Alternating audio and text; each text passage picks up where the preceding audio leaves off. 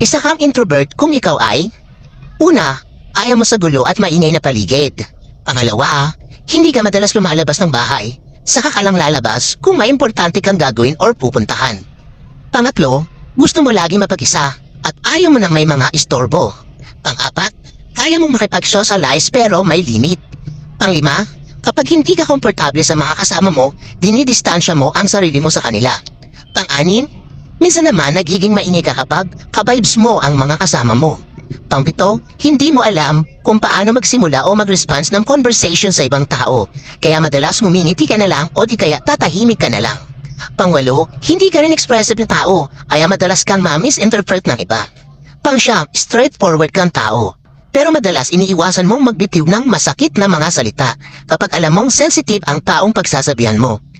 Pang-sampu, mas gusto mo pang tumambay lang sa loob ng bahay kesa sa labas at makipag-chismisan sa mga kapitbahay mo.